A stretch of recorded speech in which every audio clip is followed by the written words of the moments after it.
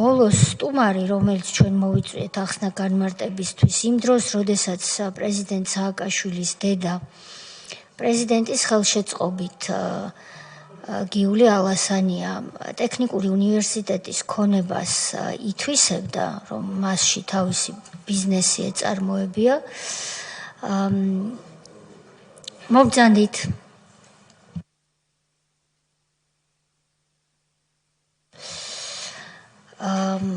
ხელმძღვანელობდა ახალგაზრდობის მიმართულებას. მოგესალმებით, პროცედურა არის ასეთი, რომ მე უნდა გაგაფრთხილოთ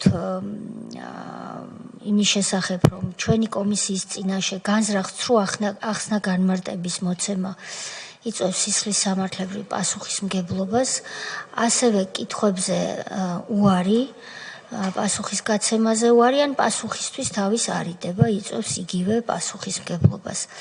მე რომ ეს გაფრთხილება გავაკეთე, თქვენ რომ ეს გაიგეთ, მოისმინეთ, ამის დასტურად გთხოვთ ხელი მოაწეროთ თქვენს წინ მდებარე ფორმულარს.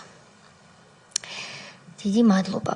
გთხოვთ წარმოგვიდგინოთ თქვენი თავი, რისთვისაც მიკროფონი უნდა ჩართოთ, წითლა დაინთება დაინახავთ და შემდეგ ვისაუბროთ იმ უფლებების შელახვის ფაქტებზე, რომელიც თავს დაატყდა პრეზიდენტ სააკაშვილის მმართველობის დროს 2006-დან 2008 წლამდე ტექნიკურ უნივერსიტეტს და რის გამოც თუ რის შედეგადაც თუ რის განმავლობაშიც, ამას თქვენ უკეთ გვეტყვით, თქვენ აღმოჩნდით საპატიმროში. გთხოვთ.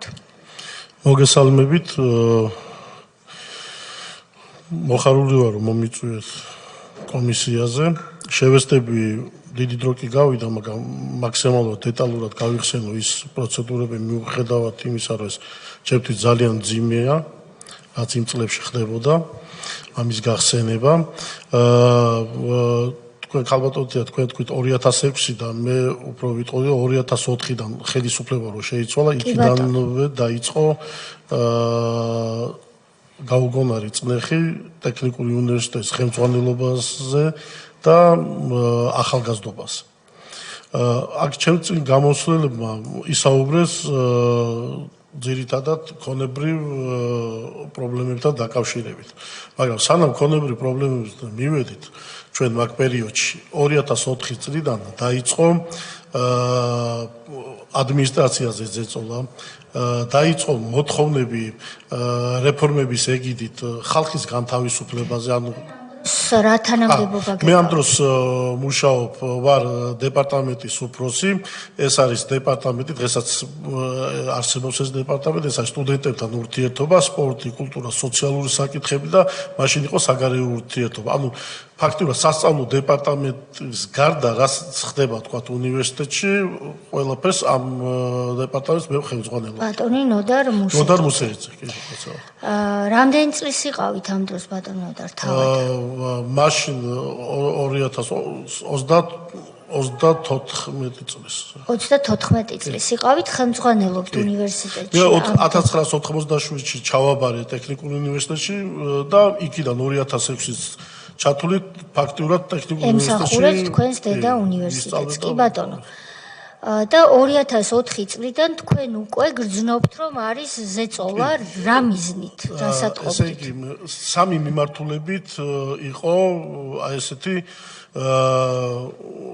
მიმართულება აღებული ქონდათ, ეს არის სტუდენტური ჯგუფები, აი მაშინ კმარა იყო და ნაციონალური მოძრაობის რაღაც ახალგაზრდული ორგანიზაციების ჯგუფები გამოჩნდა, გააქტიურდნენ ტექნიკურ უნივერსიტეტში, იყო ეკონომიური ინტერესები, თქვა ბატონმა კარლომ რო თქვა, ეს ბენთუგიძე იყო მოსული და ჩვენი თვალით თქვა ნანახი ძირითადად აქცენტს პირველ კორპუსი აკეთებდა, თქვენ მოგეხსენებათ, რომ პირველ კორპუსი უნიკალური შენობაა და აი მართლა თავისი ნაბიჯებით ზომავდა და ეს ერთხელ არ იყო და ის ინტენსიურად რამოდენიმე კვირის განმავლობაში მოდიოდა ათვარიელებდა მიმდებარე ტერიტორიასაც და იყო ესე იგი პროფესურაზე წნეხი ფაქტურად ორჯერ თათმირი ჩაატარა კახალომაიამ, ეს უკვე იყო 2005 წელი, აი უნივერსიტეტშიც რო პროფესურას გათავისუფლება დაიწყეს ეს პერიოდი. განათლების მინისტრმა კახალომაიამ საჩაატარა თათმირი. ჩვენთან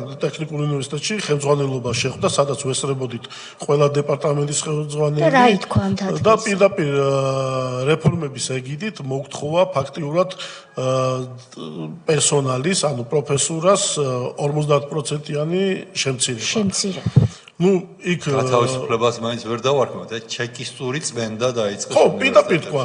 უბრალოდ იცით როგორი მომენტი იყო იქ, ესე იგი თქვა, ეს დირექტივასავით ითქვა და მან ახლა წინააღმდეგობას იქ სიტყვიერს ვერ გაუწევდა, ისეთი გარემო იყო ყველა ის შექმნილი ქვეყანაშიც და კონკრეტულად მაგ შემთხვევაშიც, მაგრამ მე სიტყვა ვითხოვე და ვთხოვე რომ თუ ეს თქვენი რაღაც პოლიტიკაა და გადაწყვეტილება, მაშინ წერილობით მოგწერეთ მეთქი. ნუ რაც თქმა უნდა, უარი უთხრა, იმიტომ ითქვა და დოკუმენტი არა ფაქტის ის არ უნდათ და გააგრძელეს ამ მოთხოვნების ინტენსიურად. მე 2 კვირის შემდეგ კიდე იყო ზარები და აი ესეთ ინტენსიურ წეხის ქვეშ ვიყავით. უბრალოდ აქ ერთი ეს არ მოხდა ეს ცვლილებები, იმიტომ რომ ბატონმა რამაზმა ხუროძემ ესე ვთქვათ, აი ძალიან დიდ წინააღმდეგს გაუძლო და ჩვენი სტუდენტები და პროფესურა ფაქტიურად ერთ ჯგუფად შეიკრა და წინააღმდეგობა დიდი იყო. ანუ საბოლოოდ ვეღარ გარისკდეს მაგ მომენტში 2005-ში. იმიტომ რომ თანამშრომლები და სტუდენტები დაგექით ერთად, იმიტომ რომ აი ფაქტიურად ტექნიკური უნივერსიტეტი სტუდენტისთვის და თანამშრომლისთვის ვინც ახლა შეხება ქონიათ და ჩათვალეთ რომ მეორე სახლი აი ესე ითვლება რა. ჩემთვისაც ახლა წესია, მე მართალი აღარ მუშაობ იქ, მაგრამ ეგეთი ისა გვაქვს დამოკიდებულება. და ერთად დადგეს და ეს უნივერსიტეტში რო პრობლემები იყო, ანუ მოერიდათ GPI-შიც იგივეს გამეორება. ნუ მად ივანაც ითამაშა ცოტა როლი რომ მიშას სააკაშვილის დედა რო ჩვენთან მუშაობდა და ალბათ თვითონ ეს გეგმები წინასწარ ქონდა გასაზღვრული და არ უნდა და წინასწარ ზედმეტი ყურადღების მიქცევა და 2005-ში ეს პროცესი შენელდა. ჩაცხრა, კი. 2006-ისთვის უკვე მოდიოდა რექტორის ახალი არჩევნების პერიოდი. და მან კანონით შეიცვალა რექტორის არჩევნების წესში და ფაქტობრივად ფაკულტეტები ირჩევდნენ როგორც ხმოსნები რა, დელეგატებს. და ეს დელეგატების არჩევა რომ მოხდა, სტუდენტებმაც და პროფესურებმაც ისეთ ხალხს დაუჭირა მხარი, აი რომელიც ტექნიკური უნივერსიტეტის ისინი იყვნენ პატრიოტები. და მათ უკვე მიხვდნენ, რომ არჩევის თვალსაზრისით ვერ მოახერხებდნენ ხელმძღვანელობის შეცვლას, თუ არ მოხდებოდა რაღაც აი დაშინების მომენტი. და ალბათ მე ვიღაცა მიფიქრა მაგათთან და მოიგონეს ესეთი რაღაცა, რომ გაგვიჩენეს აკრედიტაცია. აკრედიტაციის გაჩენების პროცესი ანუ მოხდა, რომ მოვიდა ბრძანება, აკრედიტაცია შეჩერებულია და შეგიძლიათ გაასაჩივროთ. ნუ ტექნიკური უნივერსიტეტი გაასაჩივრა, ჩვენ მივედით საბჭოზე ორჯერ დიდი დელეგაცია და იქ საკითხები იყო, რომელსაც არ ვეთანხმებოდით. ამ საკითხების გაჟღერების შემდეგ საბოლოოდ ის საბჭოს ვინ ხელმძღვანელობდა მაშინ აკრედიტაციის საბჭოს. ეს ხო როტაციით არის და საბჭო მაშინაც მასე იყო და ვინ ხელმძღვანელობდა? აი ზუსტად ხელმძღვანელი წევრები თუ შეგიძლია რომ არ მახსოვს, მაგრამ ეს ბატონმა დავითმა თაქ-თაქ ის ჩიორა რო ახსენა, ეს ყველა იყო, იმიტომ ეგ მახსოვს და იქ უცნობი მაშინ მე ყველას არ ვიცი, არც ეხლაც არ ვიცი, მაგრამ ნუ საბჭოს ის არსებობს, ოქმები არის, წევრებიც, აი ვინც მონაწილეობდა ყველა. მაგრამ ქალბატონი ჩიორა დაგამახსოვრდათ. ხო, ნუ ჩიორა ისეთი დასამახსოვრებელი აქტივობით იყო. დღემდე ვერ მივიწყებ მე პირადად. შემდეგ და საბჭოზე ნუ ბევრი საკითხი იყო ისეთი, რომელსაც ჩვენ არ დავეთანხმეთ, პირადად მე ვეკამათებოდი საბჭოს წევრებს და იქ კანონშიც იყო დიდი ისენი გააპარული ცდომილებები, რომელიც მე ჩვენ რო აკრედიტაცია შეგვიჩერეს, რამოდენიმე ხნის შემდეგ ესენი შეცვალეს კანონში, შესრულებები შეიტანეს. და რო წამოვედით, მე ბატონ რამაზ დაურეკეს და უთხრეს, რომ თუ გინდათო რომ ცოტა ის ანუ თქვენი საჩივრები კარგად განვიხილოთო, ეგ პიროვნება აღარ მოიყვანოთ. და ხო და მე შემდეგ შეხვედრებზე მე აღარ წამიყვანეს, მაგრამ მე ისიც უთხარი, რომ აზრი არა აქვს მეთქი, მაინც აკრედიტაციას არ დაგვიბრუნებენ მეთქი. და ეგრეც მოხდა, საბოლოოდ აკრედიტაცია შეგვიჩერეს და მაგ შემთხვევაში კანონი ითვალისწინებს ხელმძღვანელი პირის რექტორის მოხსნას, ბატონი რამაზი გაანთავისუფლეს და დანიშნეს მოვალეობის შემსრულებელი ბატონი აჩიკო მოწონელიძე და პარალელურად გაანთავისუფლეს ჩვენთან ის კაცლერის მოვალეობის შემსრულებელი და ახალი დანიშნეს. ამ დროს ქალბატონი გიული ალასანია თქვენი პროფესორია კვლავ. ამ დროს უკვე ქალბატონ გიული ალასანიას ის ინტერესი გამოხატული აქვს, რომ აინტერესებს ფართები, უკვე ერთ-ერთ ფარჩა სადაც სამხედრო კათედრა იყო ადრე, იქ შესულია, მაგრამ იქ აქვს ქირავნობა და პრეტენზია აქვს, ჩვენ უკვე ვიცით, რომ სხვადასხვა ინტერესები გამოხატული აქვს. იქ სპორტულ მოედნებზე ინტერესი გამოხატა, რომელიც ჩვენ გვემსახურებოდა ეს მოედნები ინვესტორებთან შეთანხმებით, GPI სტუდენტებს და ეს სპორტული მოედნები ჩამოართვეს უკვე ინვესტორებს და ფაქტურად ჩამოართვეს და თქვენს რომ GPI-ს დაგიბრუნებთო, მაგრამ სინამდვილეში აღარ მოხდა და წავიდა მე იქით სახელმწიფო წავიდა. პირადად მან გამოხატა ინტერესი, თქვენ როგორ იცით? კი, ანუ პირადად ჩემთან კონტაქტი არ ქონიათ, იმიტომ რომ მე ცოტა ჩემთან აი ესეთი შეიძლება უხეში პასუხი მიიღოთ, მაგრამ იქ იყო პიროვნებები, რომლებიც მიდიოდნენ, იგივე იქ ის იყოს სპორტ ლიდერი ესეთი ფირმა, რომლის დირექტორი იყო მერაბ მეტრეველი, ვისთანაც უშუალოდ კონტაქტი ჰქონდათ, ვისთანაც პროკურატურიდანაც ჰქონდათ კონტაქტი და ღია ტექსტით ეუბნებოდნენ, რომ ჯობია ამ ქონებაზე პრეტენზია არ ქონდეთ. აი ესეთი იყო. მოვიდა მოვალეობის შემსრულებელი. მოვალეობის შემსრულებელი რომ მოვიდა, ჩაინიშნა არჩევნების დრო იყო დანიშნული. მე ვიყავი, ჯერ არ ვიყავი განთავისუფლებული, მაგრამ არჩევნების დღემდე რამოდენიმე დღით ადრე მეს დამიბარა და მითხარა შეუნდა წახვიდეო. მე განცხადება არ დავწერე და პირდაპირ გამანთავისუფლა. რექტორის მოვალეობის შემსრულებელი. რატომ უნდა წახვიდეო?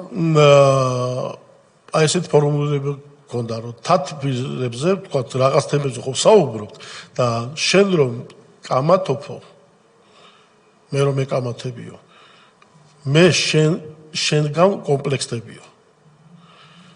რექტორმა მითხრა პირდაპირ აჩიკო მოწონელიძემ. და მე უპასუხებ ბატონო აჩიკო მეთქი, ჩემთან თუ კომპლექსდებით, მე 3 წლის გოგო მყავს მეთქი და თუ იმას რაღაც პოზიცია არ აკმაყოფილებს, ისე მეკამათება მეთქი და ეხა რექტორი ბრძანდებით თქვენ ამხელა ინსტიტუტის პასუხისმგებელი პირი და ჩემი კამათი თუ გაკომპლექსებთ, მეთქი ჩათვალეთო თქვენ საბოლოოდ ამ უნივერსიტეტს დაღუპავთ მეთქი. მე დიდი ხნის ურთიერთობა მქონდა ბატონ აჩიკოსთან და ეხლა ზრდილობის ფარგლებში ეს უთხარი და წამოვიდი მე ბრძანება დაწერეს და გამათავისუფლეს. რომელი წელია ეს? ეს არის 2006 წელი. მასზე იყო წნეხი, რომ ქონება დაეთმო, როგორ იცით თქვენ? იცით როგორა წნეხი ყველა ვარიანტში იქნებოდა, თან არც დაჭირდებოდა. არც დაჭირდა. იმიტომ რომ ძალიან ისეთი ადამიანია, რომ აი წინააღმდეგობას ვერ გაწევდა. უბრალოდ სპეციალურად მოიყვანეს, რომ ეს პროცესები მომხდარიყო. თუმცა მას ჩვენ მოვისმინეთ, რომ მოუწია გადადგომა. შემდეგ. ხო, გადადგომა მოუწია, იმიტომ რომ ვერ გაუძლო, იმიტომ ალბათ მე კიდე დამატებით მოთხოვნები იყო იგივე შევცირებებთან დაკავშირებით და მაგას დასვლა ამ ჯობი. კი, მე რამოდენიმე ხნის შემდეგ შემთხვევით ქუჩაში შეხვდა და ისიც მითხრა, რომ ხო იცი, მე შენი გაშვება, ჩემი ინტერესი არ იყო ლომაიას დავალება. დირექტივა. კი ბატონო, შემდეგ შემდეგ ეს არჩევნები ჩატარდა, არჩევნებში პირველ ტურში ვერ მოაგროვა უმრავლესობა და დაინიშნა მეორე ტური. მეორე ტური დაინიშნა მეორე დღისთვის, სადაც კომისიის წევრები შეკრიბეს და უბრალოდ მე იქ არ ვესწრებოდი, მაგრამ ის ვიცი ტექნიკურად რას გააკეთეს, უთხრეს თუ აირჩევთ აჩიკო მოწონელიძეს აკრედიტაციის პერსპექტივა გაქვთ, თუ არა დაემშვიდობეთ ყველაფერს. გასაგები და აირჩიეს მოწონელიძე. კი. და არჩევნების დროს კაბინეტში, კანცლერის კაბინეტში იყო მოსული შიორა თაქთაქიშვილი, კიდე სამინისტროდან ქალბატონი იმას არ ვიცი სახელი და გვარი და იყო კიდე კუდის წარმომადგენელი. უშიშროების წარმომადგენელი. ეს უშიშროების წარმომადგენელი თქვენთან უნივერსიტეტში მომუშავე თუ გარედან. გარედან. და ისე უნივერსიტეტს ყავდა თავისი უშიშროების. უნივერსიტეტს ყავდა ოდერს რომ ეძახიან, რომელიც 2004 წლიდან დაინიშნა და 2006 წელს აი ამ მოვლენებამდე, სანამ რექტორის აკრედიტაცია სანამ გპის აკრედიტაცია შეწყდებოდა, ეს ოდერი გადაიყვანეს სხვაგან სამუშაოდ. იმიტომ რომ პრინციპში ეხლა სენტიმეტრები არავის მიმართ არ გამაჩნდა, მაგრამ ეს ადამიანი გარდაცვლილია და ამანდაც არ მოაწერა იმ მოთხოვნებს ხელი, რასაც თხოვდნენ. და მე რამოდენიმეჯერ მე CSKO-ს წევრი ვიყავი და შეხება მქონდა ამ ადამიანთან, მითხრა რომ თქვენი წყალობით დამაწინაურესო, რომ თქვენ რო ჩამოგშორებულიყავით ის ესეთი ის იყო ცოტა წინააღმდეგობას უწევდა ეს უშიშროების კადრი. ობიექტურად იმას ანუ აი იცით რა იყო გპ შემოწმებაზე მოდიოდა ფინანსთა სამინისტრო, კონტროლის პალატა, პროკურატურა, ხო და რაღაცებს ეძებდნენ, რაც არ არსებობდა. და ამ ოდესაც თხოვდნენ ეტყობა, რომ რაღაცა ნახე, რაც კომპრომატაციას გაგვიწევდა და ეხლა ვერაფერი ვერ გვიპოვეს ისეთი, რაზე შეიძლება და ჩვენზე წნეხი განხორციელებულიყო და მოიფიქრეს ბოლოს აკრედიტაციის გაჩერება ამ ხილად ინსტიტუტის. რა კი ასეთ დროს თქვენ ჩემზე უკეთ იცით, რომ სულ პატარა ხელშეწყობას დიდი ფასი აქვს. დიახ. როცა გაჭირვება.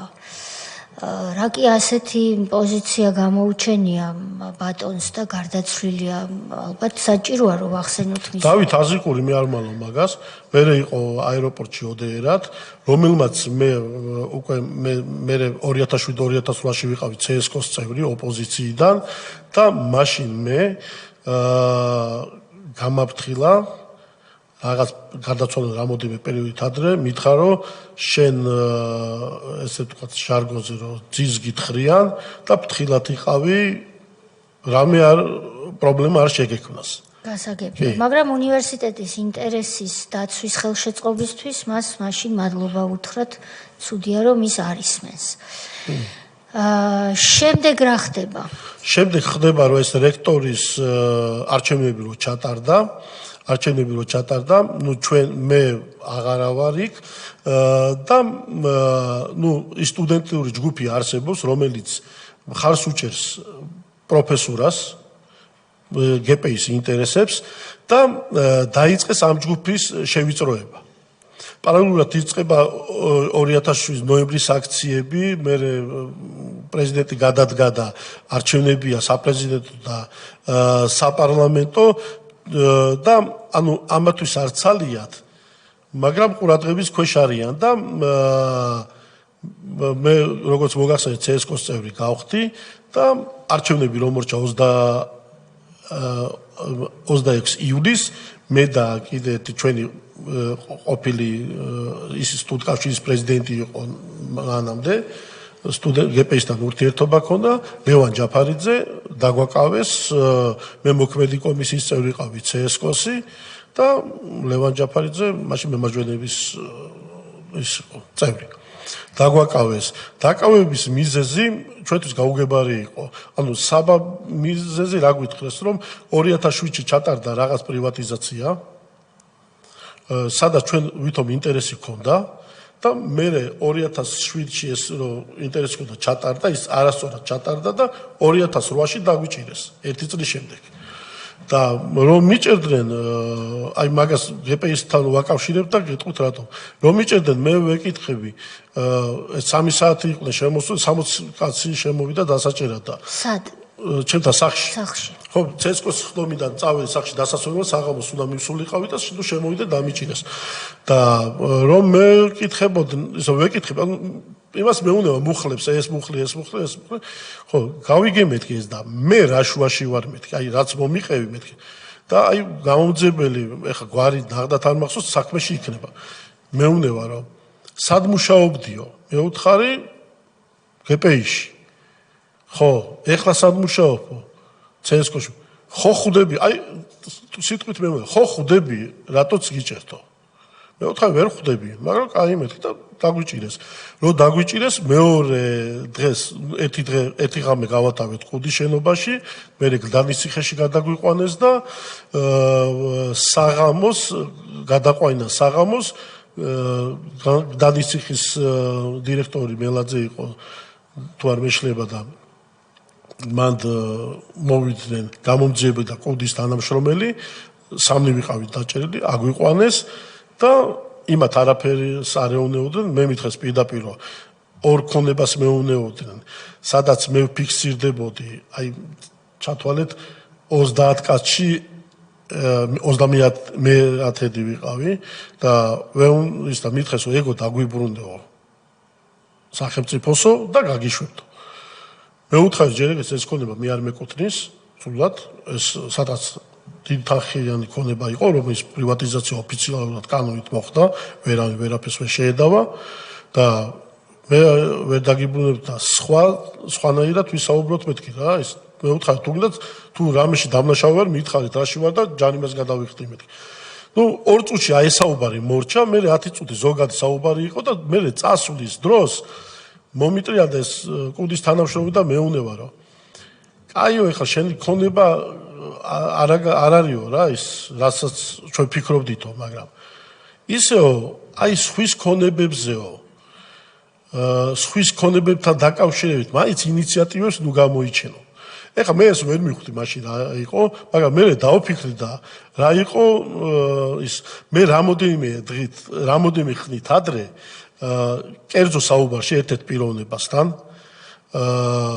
თქვი ესეთი რაღაცა რომ აი ეს GPS ქონებებს რომ ისაკუთრებენ ესე ადვილად არ მოხდება მეთქი მანდ. აი ხოცით აი შინაურ საუბარში რომ უცბად აზრი რომ და ესე არ მოხდება ესე ადვილად მეთქი და მაგაზე ადრე თუ გვიან ყველა პასუხს აგებს მეთქი და ეს აკრედიტაციის გაჩერებაც ხო ჩათვალეთ რომ ეგ არის მეთქი იმ ხალხის დაღუპვა ვისაც ეს გაუკეთეთ მეთქი და გაუჩერეთ.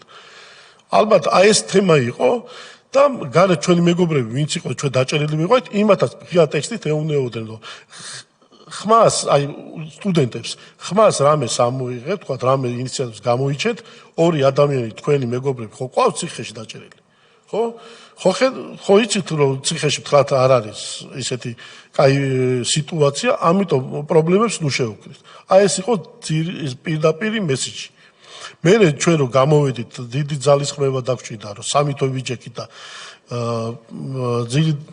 მად ჩვენი მეგობრები დაგვეხმარნენ საპროცესო იმას ვქენით გადავიხადეთ 200,000 ითხოვდნენ და $60,000-მდე დიდი ვაჭრობით გადავიხადეთ ისიც რა თქმა უნდა ვალით და რო გამოვედით მე ჩვენ მე და ის ლევანი ისე ვიყავით ფიზიკურად 1 წელი საერთოდ აი დეპრესიაში ვიყავით და არანაირი ის არ ქონია საერთოდ სახლიდან ვერ გამოდიოდი წესიერად 2 საათი გამოდიოდი ისე გამოდიოდი და 2000-ში მოხდა ესეთი რაღაცა კიდე ჩვენი მეგობრები სტუდენტები ვინც GPI-ში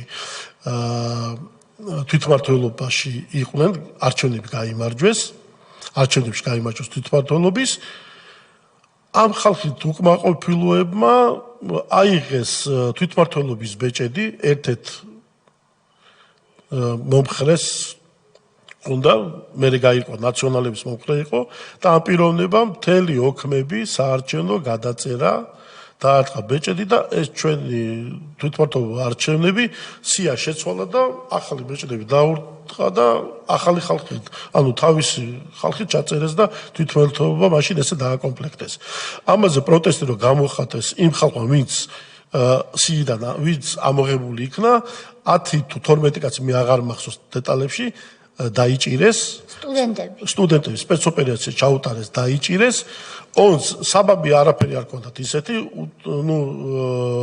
ესეთი რამ მოუდეს საბაბად რომ იმ პიროვნებას ვინც შეცვალა ზეწოლას ახორციელებდნენ და 2 დღე ყავდათ გაჩერებული ბოლოს მანდაც მიხვდნენ რომ არ ქონდათ აი ხედის მოსაკიდი არაფერი და ესეთი პირდაპირ მესიჯით გამოუშვეს რომ თქვენ აი ვის დაკავებული ყავდათ თქვენ და აი ესე უთხრეს იმასაც გადაეცითო ეს ჩემზე იმასაცო და აი მეორესაც ლევან ჯაფარიძეს გპ-ში მისული არ ვნახოთო თორე ეს საქმეო რაც არისო ახლა შემოვატრიალებ და ყველას დაგიჭერთო და ჩვენ მართლა ახლა ამ ხალხს ახლა ხوار გავწირავდით და სანამ ხელისუფლება არ შეიცვალა ერთხელ ვიყავი მისული ტექნიკურ უნივერსიტეტში ისიც ჩემი ატესტატი მჭირდებოდა და ამოვიღე ერთხელ მივედი და 9 საათში დამირეკეს რომ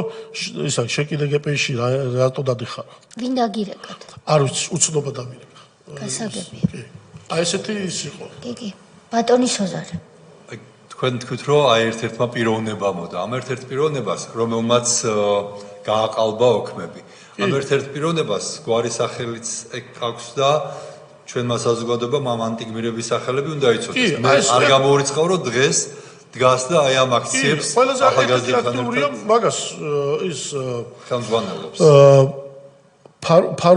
ფარულა აი ცოტა სრული ბიჭირუა ლაშა ხო ლაშა ფარულა ეგ კი მადლობა კი მაგას მე რასაც ვამბობ ხალბატონო აი თქვენ რასაც ვიტყვით მე ნებისმიერ პიროვნებას ვისაც დავასახელებ მე შემიძლია წინ აი დაუჟდე თვალებს ჩავხედო და იგივე იმაზე მეც ვეტყვი ვიდრე ახლა აქ ვამბობ გასაგებია კიდევ ხომ არ გაქვთ რაიმე საქმე არა ეს მოკლედ ხალბატონმა გიულიმ თუ იცოდა პრეზიდენტის დედამ რომ თქვენ ახალგაზრდები სტუდენტები დაგაკავეს შეეცადნენ თქვენი ცხოვრების და მომავლის დანგრევას იმისათვის რომ მას ტექნიკური უნივერსიტეტის ქონებაში საკუთარი ბიზნესი აეწყო.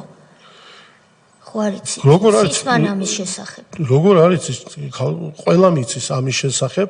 აი რა პროცესებიც მე მოვყევი, ყველა პროცესი დეტალურად ცნობილია ქალბატონი გიულისთვისაც. მის ქალბატონი მანანა მისი მოადგილე იყო თუ რა სტატუსი ქონა უნივერსიტეტში აღარ მახსოვს. სანაც ხო.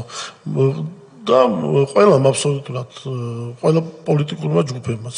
არ გამოგესარჩლნენ ეს ქალბატონები? არა. გასაგებია. მე უბრალოდ მინდა აღვნიშნო რომ აი ჩვენ აი საპროცესო გაფორმებაში დაგვეხმარა ლევან ვეფხვაძე.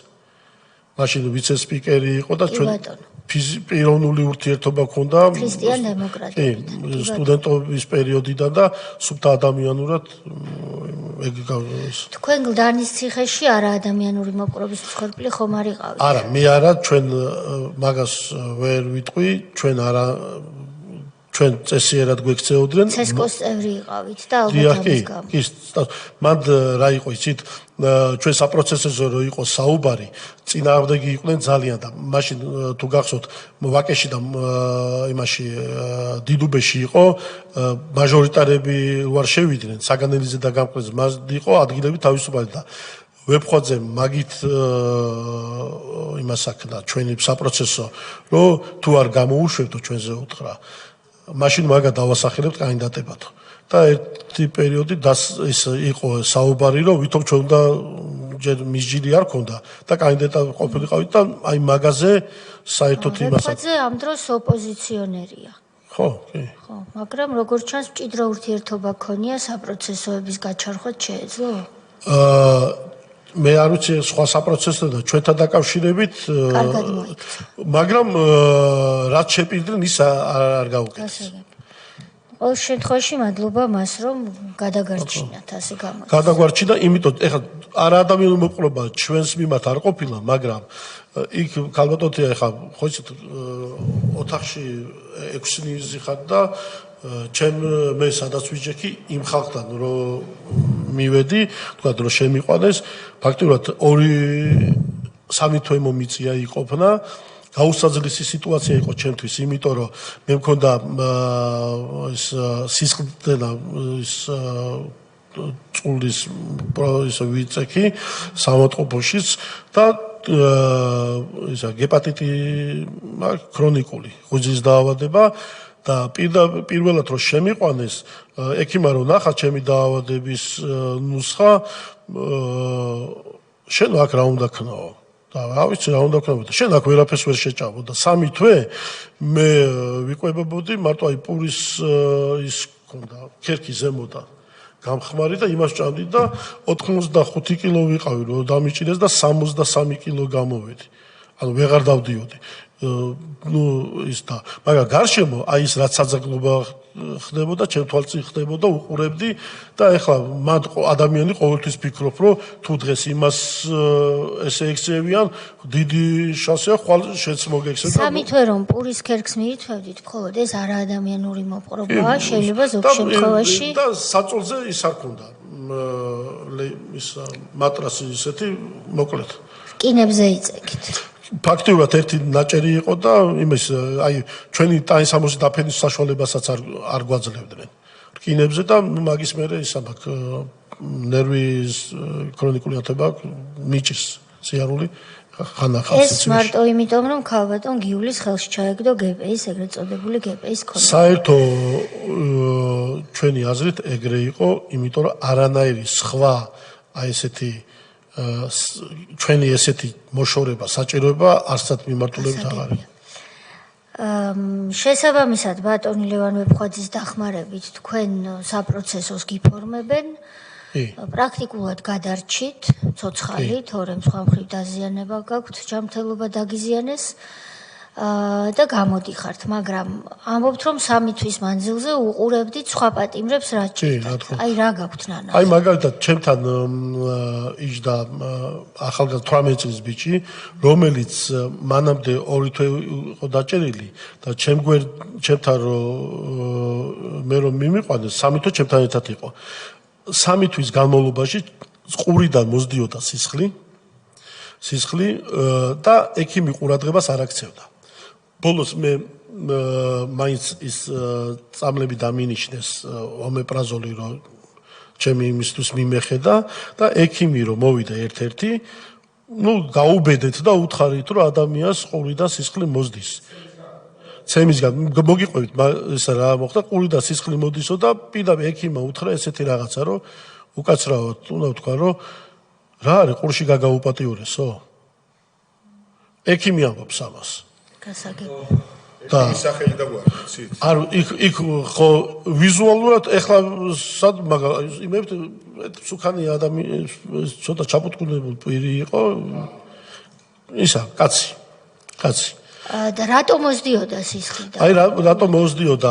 ესე იგი მანამდე სანამ იქ სხვა პატიმარი ჩემამდე კიდე ერთი პატიმარი იყო, ახალგაზრდება ხმაურზე გაიყვანეს აბანოში, ეგრეთ წოდებულ აბანოში, ეს 4 ახალგაზრდა ბიჭი და 2 მოხუცი.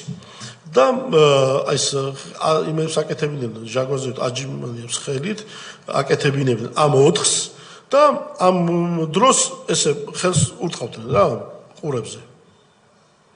და გაუსხდა ეს ბარაბანი და ამას ეს 2 მოხუცი რო უყურებდა, ერთ-ერთი პროტეზი ჰქონდა კბილების და ესე იგი შეეშინდა რომ მე რომ ცემონო, მეც რომ ცემონო.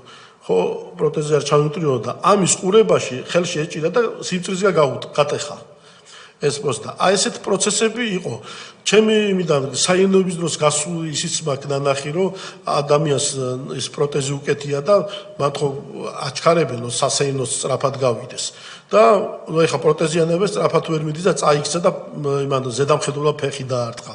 ეგეთი მომენტიც იყო. აბანოში გასვლა ის იყო, აი წამიერი 10 წუთში და გასულიყავი, შემოსულიყავი და კონტროლს ვერ აკეთებდი, წყალი ცხელი იქნებოდა თუ ცივი და ერთხელ მთელი корпуსი ავად გახდა, იმიტომ რომ ცივი სახელი და გვარი. როგორ? ზედამხედველის სახელი და გვარი. იქ სახელი და გვარი ვის დაარტყა? ეგრე ვერ იქ ხო ვერ იგებ.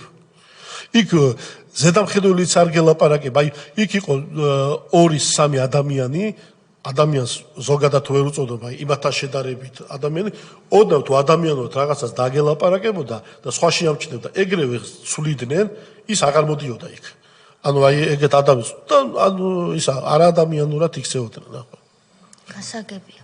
შეკითხვები ბატონი სოზარი. შეკითხვა რა უბრალოდ ჰეპატიტი მქონდაო თქვა და ზოგადად მაშინ თქვენ ახლა შეხვედით დიაგნოზით შეგნით და აკრძალული იყო საზოგადოებისთვის ვამბობ, სკრინინგი იყო აკრძალული, შემოწმება პატიმრის ჰეპატიტზე იყო აკრძალული, განსაკუთრებით მკაცრად აიკრძალა მას შემდეგ, რაც 2009 წლის 24 თებერვალს სტრასბურგის ადამიანის უფლებათა სასამართლომ დაავალა საქართველოს, რომ ემკურნალა პატიმარ პოღოსიანისთვის, რომელსაც ჰქონდა ჰეპატიტი. ამის შემდეგ პირველი აიკრძალა სკრინინგი სრულად, მეორე პოღოსიანი, რომელიც ხომძიმეს ვითარებაში გაუშვეს საპატიმრობანთან და მისწერეს სტრასბურგს, რომ ესეთი პატიმარი ჩვენთან არ არსებობს. აი ესა როდესაც მაპატეთ დავამთავრებ. ამ პატიმარმა გაასაჩივრა, რომ მე ახლა გამიშვეს, იმიტომ რომ არ ემკურნალეთ ჩემთვისო და სახელმწიფოს მაინც აქვს ეს ვალდებულებაო, სანამ ეს სასამართლო მივიდოდა საქართველოში ბოლომდე და მე სტრასბურგში, ის გარდაიცვალა უბრალოდ კურნალობის გარეშე. უბრალოდ აი ჰეპატიტთან დაკავშირებით დავაზუსტოთ, მე ის დოკუმენტით ვერ შევედი. ჩემმა ექიმმა, ვინც კურნალობდა, დოკუმენტი არ მომცა, რომ ჰეპატიტი მაქვს. რომ დაბაკავეს, რომ მივიდნენ და უთხრეს, რომ აი დააკავეს რაღაცა, შეეშინდა და აუ ძალიან ისაო დავიღუპები ეგ დოკუმენტი რო გავცეო და არ მომცა, მაგრამ აი წყლული ექიმიც არის თვინ არის? კი, როგორ არ ვიცი. და წყლული რო მქონდა, მე უბრალოდ ფორმაცი მქონდა, სამავთყოფოში ვიწექი და ის მივიტანე. თორე იქ არაფერი ამ ჰეპატიტიდან არაფერი კურნალობა არ ქონდა, უბრალოდ იმამა იცოდნენ რომ ეს მაქვს და დღეში ერთხელ მაძლევდა ომეპრაზოლს, რომ ეს წყლულის გაღიზენა არ მოსულიყო და გამხმარებულს ჭამდი რა. აი ეგ იყო. გასაგებია. შესაბამისად ასეთ პირობებში მყოფი პატიმარს დღემდე გონია, თქვენ გულისხმობთ, რომ მას არაადამიანურად არ ემყრობებთ. არა, მე ერთი დავასრულებ. ეს იმიტომ გონიათ, რომ თქვენ თვალწინ ხდებოდა იმაზე არჯერ უარესი. რა თქმა უნდა. და თქვენ იმითაც ბედნიერი იყავით, რომ ხმელპურს მირთმევდით 3 თვე და რკინაზე გეძინათ და დაიზიანეთ. ჩვენ თვალწინ სასამართლოზე გასულ რო გავდიოდით, ერთ პატიმარს დრენაჟები ეყენა თირკმელიდან და სასამართლოზე სანამ არ მიგიყვანენ, იქ საერთო ოთახში რო ხართ, იქიდან ტუალეტში არ გაყავხარ. და ეს ადამიანი ასაკიანი იყო, ну ჩვენზე უფროსი იყო, აი ცრემლები ტიროდა, რომ ანუ რა იქ ხო ვერ მოისაქმებდა, ხომ? ოთახში და არც გაყავდათ და ბოლოს დიდი აუზავთან იქ 1 საათი, საათნახევარი იყავი. იმაში სანამ მოსამართლე მოიწვა. არა, სანამ სასამართლოში წაგიყვანდნენ ციხიდან. კი ბატონო. საათნახევარი იყავი და ბოლოს დიდი აჟიოტაჟი და იმით ნუ გაიყვანეს. გასაგებია. კითხვები? დიდი ერთხელ საჭმელს რაც შეეხება, მე არ ვიცი რაც ხემი იყო, რასაც პატიმრები კომბინირებული. არა, კაფი იყო. არაფერი. რომლის პირველივე ჭამა აბსოლუტურად ჯამთელ ადამიანს ისეთ კუჭის ტკივილს ხრიდა, რომ მართლა შესაძლებელი იყო პატიმრებისთვის იმის ჭამა, ვისაც რამე შესაძლებლობა ჰქონდა, უბრალოდ იქ მაღაზიებში თუ ამის უფლებასაც აძლევდნენ, რძის ნაწარმს ხედულობდნენ და ამით იყო. რეცხავდნენ, მაგ იმას საჭმელს კაფი რო იყო, რეცხავდნენ, მე ვერ მაგასაც ვერ ჭამდი, მაგრამ ჩემთან ვისი და რეცხავდნენ, წყლით რეცხავდა, ეს კაფი ესე ამოდიოდა და ბოლოს ყველაფერი მოიხსნებოდა, ნუ რჩებოდა ბრინჯიან გერკულესის რაღაც აი 3 კოვზი. ბატონო ილია. აი თქვენ ახსენეთ უნივერსიტეტში არჩევნების გაყალბების ერთი ფაქტი გაიხსენეთ. ამ არჩევნების პროცესს ერთ ადამიანს ებარა ეს ამ კახალომაიას ალბათ დანიშნულ ადამიანს თუ რამე ჯგუფი იყო ადამიანების, ვინც ამ პროცესებს აკონტროლებდა და მან დაიუყურეთ გაკონტროლება აი რაღაც აი თქვენ თქვით რომ კეჭედი ისინი გამოწვევა ის თვითმმართველობა სტუდენტებში სტუდენტების არჩევნებს ეხებოდა. ხო, ის თვითონ, არა, აბა იქ რექტორის არჩევნებზე არაფერი განგზობითი არაფერი არ ყოფილა. იქ 5 წუთში მივიდნენ უთხეს მეორე ტურში. ამას აირჩევთ იქნება ეს, არ აირჩევთ იქნება ეს. აკრედიტაცია არ გეკრებათ, ხო, ეს იყო ფაქტი. მაგრამ მიუხედავად მაგისა, იმ საბჭოს რაღაც ნაწილმა მაინც ხმა არ მისცა. რამოდენიმე ადამიანმა, დიდი ნაწილი რა იმდენმა მისცა, რომ აირჩიათ ის რექტორი. მოკლედ ამ ჩვენი ხდომების პერიოდში ჩვენ ნახეთ ადამიანებს ქონებებს როგორ ართმევდნენ, როგორ აწამებდნენ და ამ შემთხვევაში სახელმწიფოს აყენებდნენ იმ მდგომარეობაში, რომ ახლა უნივერსიტეტს რო აკრედიტაციას ჩამოართმევ და პირობას არ უყენებ თუ გინდა რომ დაგიბრუნო, ესე უნდა მოიქცე. როგორც ოჯახებს აწიოკებდნენ, ასევე სახელმწიფოსაც იგივენაირად აწიოკებდნენ. რა ესე გამოვიდა. მადლობა. კი ბატონო.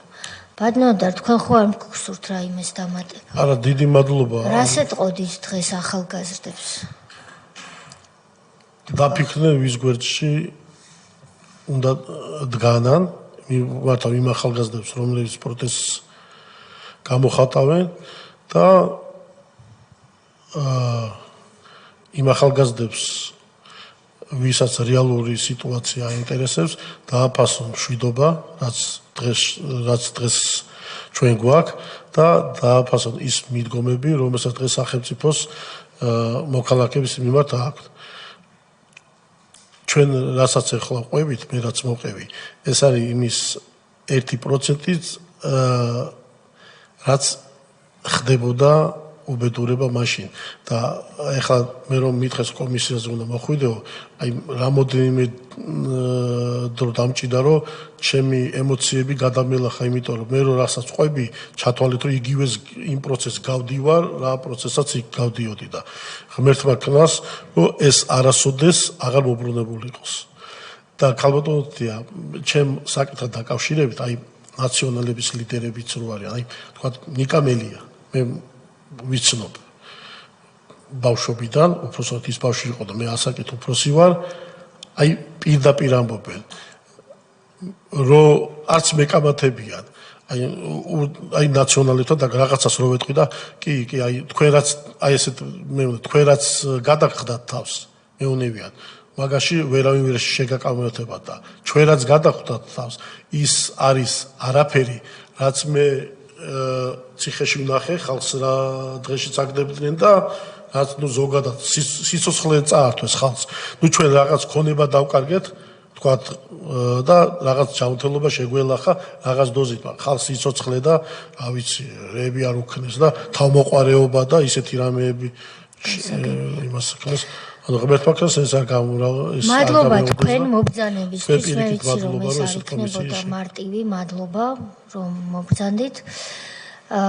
მე იმას დავამატებდი ჩემი მხრიდან და ალბათ კომისიის ასაც გამოვხატავა, ასე მგონია რომ არა მხოლოდ ის არის ჩვენი მოწოდება, რაც თქვენ ბრძანეთ, რომ უნდა კარგად დააკვირდე ვის გვერდით გახარ, არამედ ისიც რომ პროტესტი უნდა გამოხატო, მაგრამ იმისთვის რომ იყოს უკეთესი, როგორც თქვენ გამოხატავდით თავის დროზე რომ ცუდი რამე არ მომხდარიყო და ყოფილიყო უკეთესი და როდესაც პროტესტს გამოხატავ იმისთვის რომ იყოს უარესი, ეს არის სრულიად გაუგებარი, იმიტომ რომ ის ხალხი, ვინც გარეთ ყვირის და ცდილობს ახალგაზრდების ზოგიერთი მათგანის გამოყენებით ხელისუფლებაში უკან დაბრუნებას, ეს არ არის უკეთესობისკენ სვლა, ეს არის წარსულში დაბრუნება, რომელიც არასდროს არ უნდა განმეორდეს და ამისთვის არის სწორედ სხვებს შორის ეს კომისია შექმნილი, რომ ასეთ პირებს და მათ შორის ალბათ ვინც თქვენ ახსენეთ ბატონ ნიკამელიას, რომელიც იყო ერთ-ერთი ფიგურა იმ ხელისუფლების და არაერთ უბედურებაში მიუძღვის გარკვეული წვლილი, რომ არ ჰქონდეთ პოლიტიკურ ველზე საქმიანობის საშუალება.